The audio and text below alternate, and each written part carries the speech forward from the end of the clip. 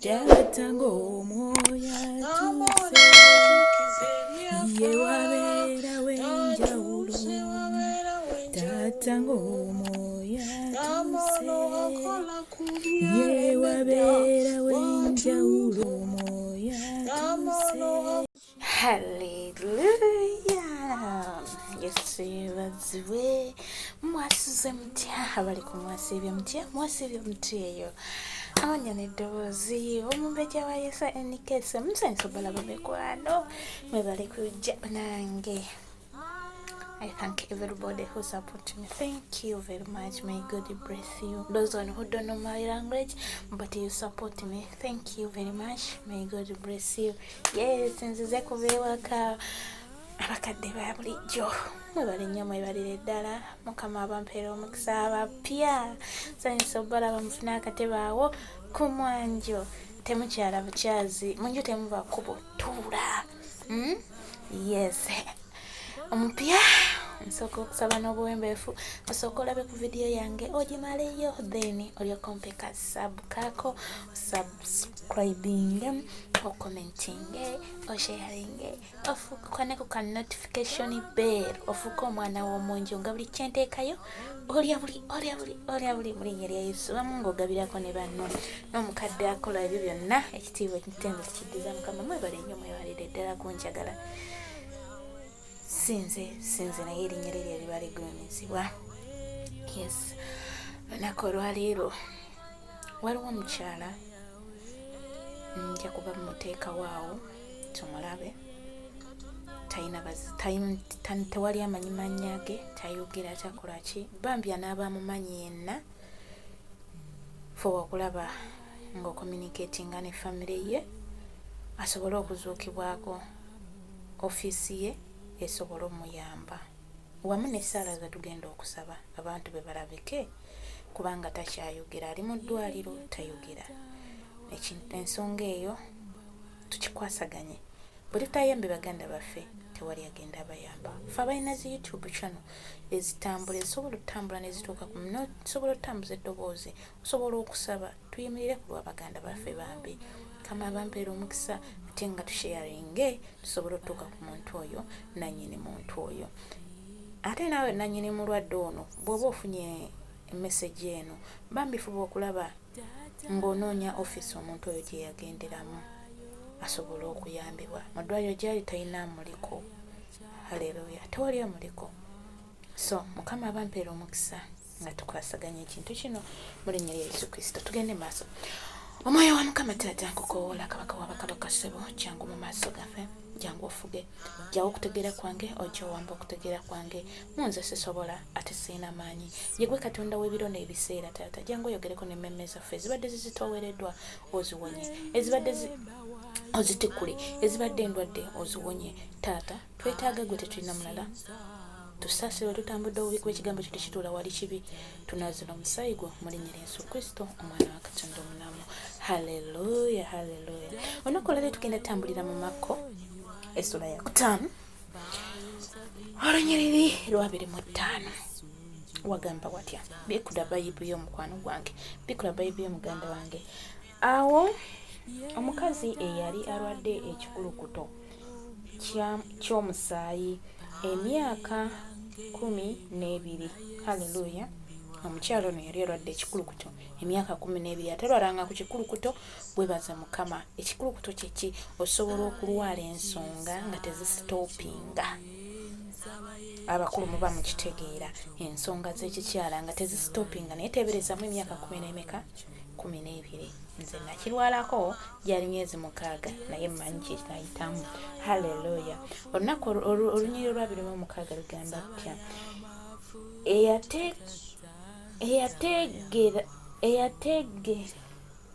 eyatengejja ennyo era abasawo abangi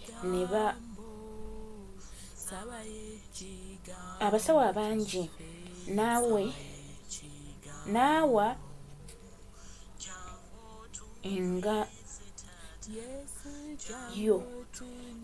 nga yo n'awangayo bye yali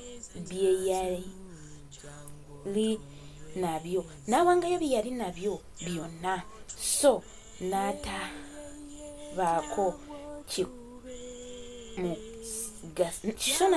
kimugasa. Yawaayo byonna mu basawo, n'atengejja ng'anoonya amagezi, naye terina kye yafuna. Haleluya. N'atabaako kimugasa. Tweyongerayo naye yongera bweyongezi okulwala. Haleluya. Yeyongeranga bweyongezi okulwala, n'alwala naye ekikulukutu mugazi wannange. Olunyiriri lwa 27 bwe yawulira ekigambo kya Yesu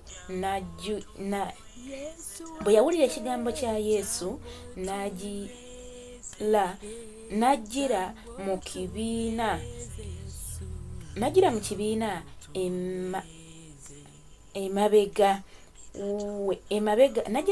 emabega we n'akoma ku kyambalo kye. Haleluya. Yajjira mu kibiina emabega naye ng'alwanirira. Haleluya. Alwana akomeko, amutuukeko, at least ne bw'anaamukwatako bukwasi. Haleluya. Olunyiriri olwa amukomeko n'akoma ku kyambalo kye. Haleluya. Olunyiriri lwa 28 ne lugamba lutya? Kubanga yagamba nti bwe nnaakoma obukomi ku kyambalo kye naawona. Haleluya. Yagamba bwe nnaakoma obukomi ku kyambalo kye ngenda kuwona. Kaakati olwaleero omaze n'ekirwadde kyenkanawa, ofadde olina kiki ky'oyitamu, mbeera ki gy'oyiseemu ebbanga lino lyonna. Leero tukome ku kyambalo kya Mukama, tumukomeko, tumutuukeko, tumugambe Mukama, kino kye tubaddemu olwaleero tukivaamu. Endwadde ey'olukonvu beetawona tugivaako. Haleluya. Bwe yakomako tulaba nga bw'oba osomye essuula eno n'ogyongerayo, olunyiriri lwa 29 ne lugamba amangu ago ensulo y'omusaayi neekalira, n'ategeera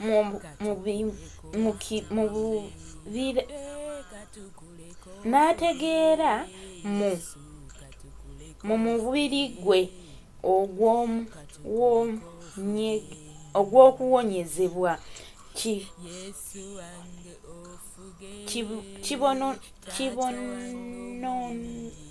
kibonoobono kye. Haleluya. Bwe yamukomako yawona. Ffe lwaki olwaleero tetukoma ku Mukama gwaffe? Lwaki tetumuyita?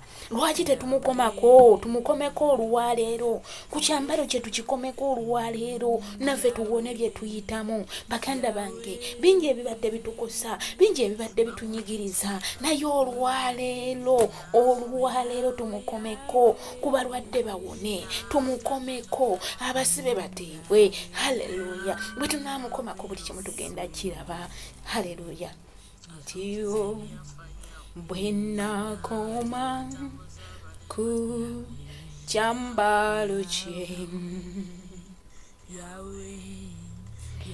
bwe nakoma, muyite Yesu, bwe nakoma ku kyambalo kye, we nakoma ku kyambalo kye naawonyezebwa. Bwe nakoma ku kyambalo kye leero ntuuse. Bwe nakoma ku kyambalo kye, Yesu koma ku kyambalo kyo, Yesu bwe nakoma ku kyambalo kyo naawonyezebwa. Bwe nakoma ku kyambalo kye, bye nnina biwona. Nakoma ku kyambalo kye. Katonda kitaffe Katonda omwana Katonda omwoyo omutukuvu tuzze mu maaso ga Mukama Taata nga tweyanjula gy'olifa abaana ab'endeemu Taata nga tuyimuse ekifo we tutudde YouTube channel zaffe Mukama Taata buli omu gy'atandikirako gy'atambulizaako emirimu gye Mukama Taata kabaka w'abakabaka najje ne tuyimirira wamu nawe Mukama ze tuyimusa gy'oli Katonda wange omulungi kubanga wetukumira ekyoto kyo Mukama Katonda omulamu tusooka okujja mu maaso go nga tukwebaza webala olw'ekirabo eky'obulamu webala olw'okutugabirira nga data enkya n'eggulo webala olw'ekyokulya ekyokunywa ekyokwambala oli Katonda ow'amaanyi n'ebiro n'ebiseera osaanidde gwe omutukuvu w'abatukuvu osaanidde gwe omwana gw'endiga tunaakusinzanga tunaakutendereza oli mugulumizibwa okusinga ekirala kyonna tewali n'omu akufaanana Katonda wange tewali n'omu akwenkana oli w'amaanyi Taata kabaka w'abakabaka tujja maaso go gwe Katonda omulamu ssebo tukwebaza kumalako omwaka Mukama Taata n'otuyingiza omulala Mukama tukwebaza ku lw'omwezi gwe tutandise omujja ogwa January nti kati tugutuuka ku nkomerero webala omutukuvu w'abatukuvu oli Katonda w'ebiro n'ebiseera ye gwagamba kibe ne kibeera Mukama webala olw'omukwano gw'otulaze tukwebaza ku lw'abaana baffe tukwebaza ku lw'abaami baffe tukwebaza ku lw'abakyala baffe tukwebaza ku lw'abazadde baffe webala olw'obukuumi bw'obataddeko tukwebaza ku lw'amagenda gaffe n'amadda gaffe oli Katonda omulungi Taata wange ye gwe yaliwo era alibeerawo Taata mu kaseera kano nga tuze maaso go Mukama tukwebaza ku lw'eggwanga lyaffe Uganda tukwebaza ku lw'abakama baffe tukwebaza ku lw'abo abatannafuna mirimu webale Katonda wange ssebo webale omusumba omulungi terina omu akwenkana teri akufaanana ogulumizibwa okusinga ebirala byonna yegwe Katonda agamba kibe ne kibe yegwe atulabirira mukwano gwange ekyokulya ekyokunywa ekyokwambala tukwebaza ku lw'abasingo mazazi tukwebaza ku lw'abannamandu ssebo tukwebaza ku lw'abamulekwa ssebo tukwebaza ku lw'enfuuzi nti ozikuumye Taata wange si lw'amaanyi gaffe Mukama si lwa buyinza bwaffe ssebo naye olw'ekisa ekingi ky'olina gye tuli oli Katonda ow'ebiro n'ebiseera oli Katonda ow'amaanyi ssebo ogulumizibwa okusinga ekirala kyonna ogulumizibwa okusinga ebyenna ebibadde bitugulumiddeko Mukama Taata yegwe atalina kikulema kitange yegwe empologoma ya Yuda osaanidde ssebo wange bamalayika nga bakusinza naffe tusinza erinnya lyo abakadde 24 nga bakusinza naffe tusinza erinnya lyo bakerube nga bakusinza naffe tusinza erinnya lyo ebitonde ebina nga bikusinza naffe tusinza erinnya lyo tugamba nti osaanire ozaana gwe omutukuvu w'abatukuvu webale Yesu wange Taata nga tujja maaso go tetusaanidde mukwano ate nga watugamba mujje gye nti mwenna abazitoowereddwa n'abawummuza onoowummuza otya omukyafu ngaffe tusaasire mukwano gwange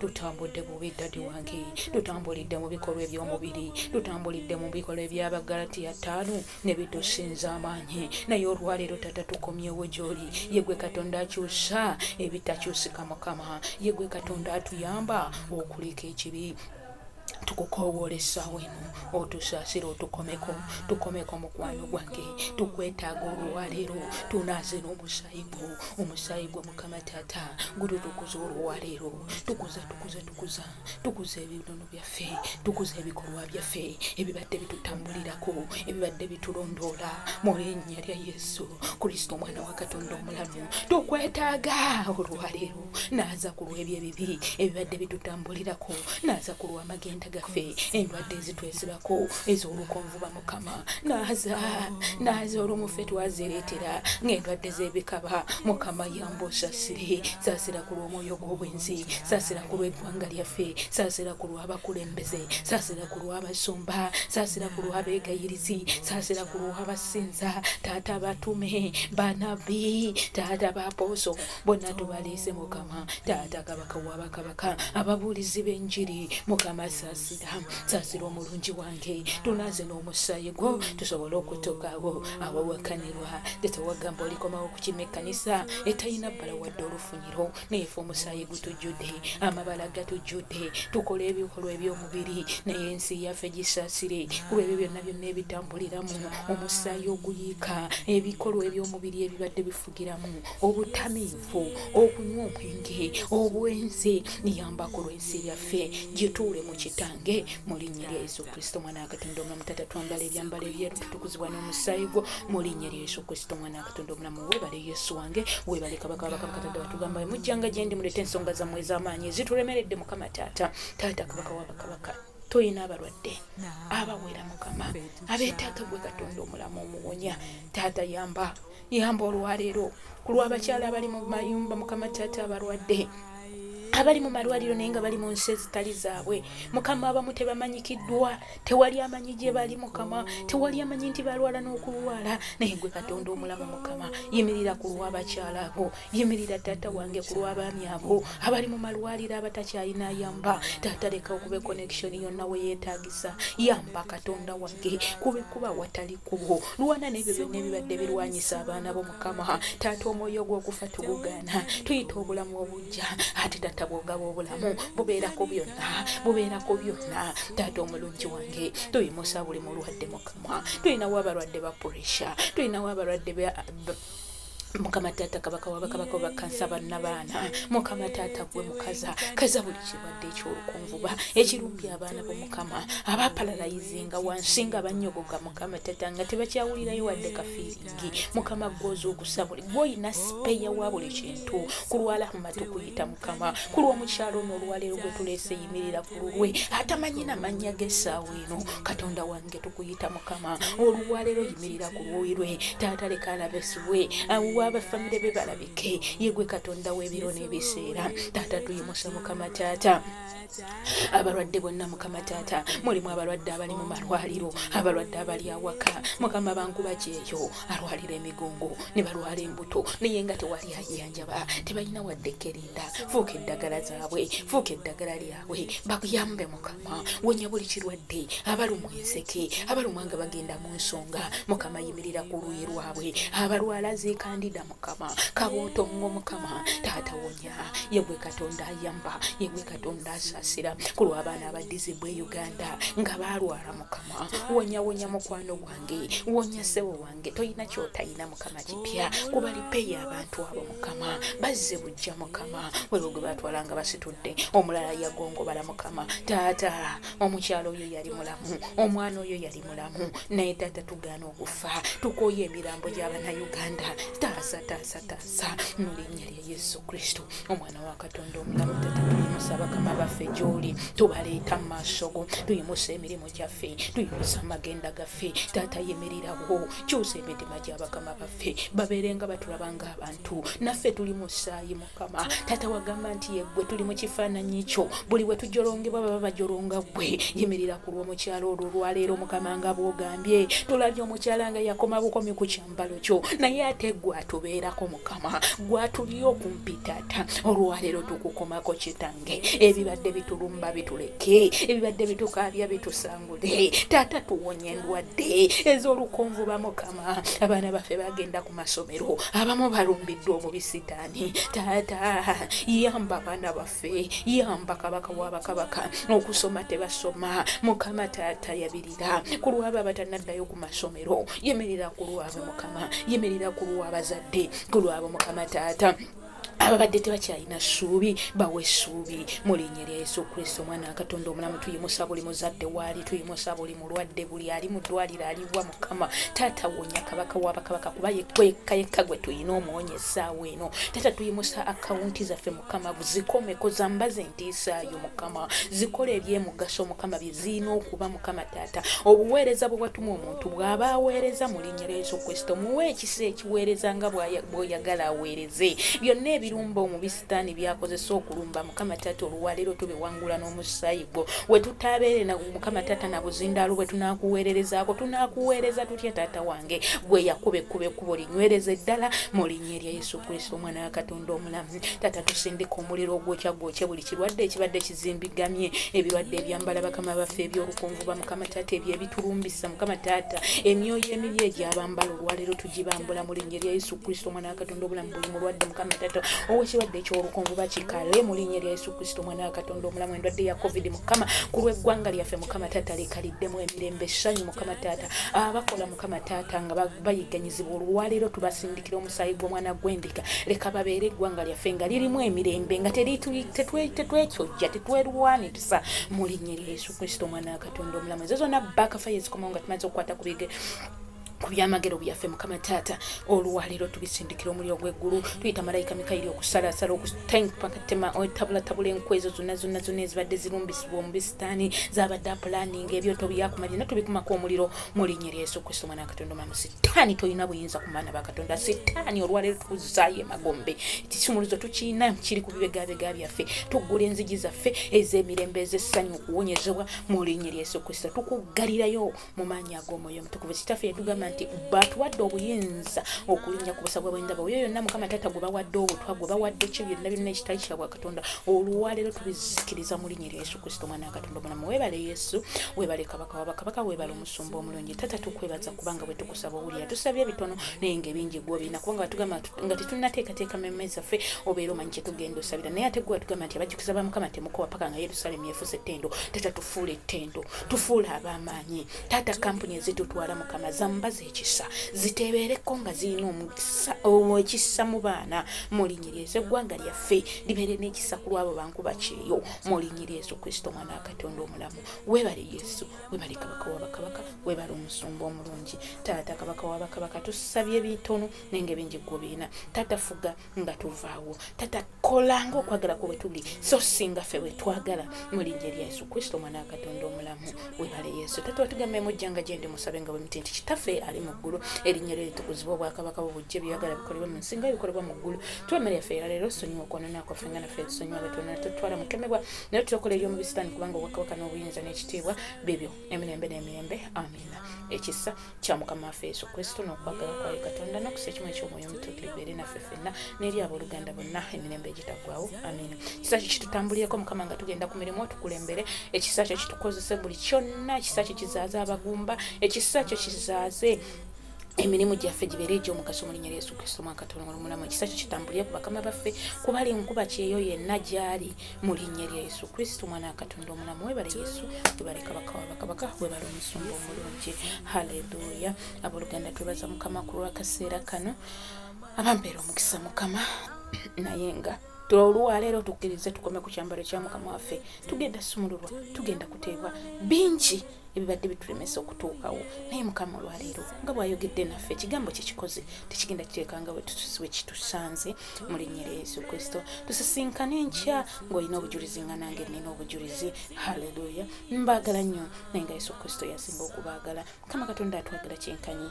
Teweerabira subscribe omupya, sharing, commenting osharingireko munno mu linnya lya Yesu. Tutambuze ensonga eno paka muganda waffe wanaafunikako famire ye mu linnya lya Yesu Kristo omwana wa Katonda omulamu. Shalom, shalom, shalom. Sayuni empologoma ya Yuda fuga Yesu Taata fuga. Jesus reign.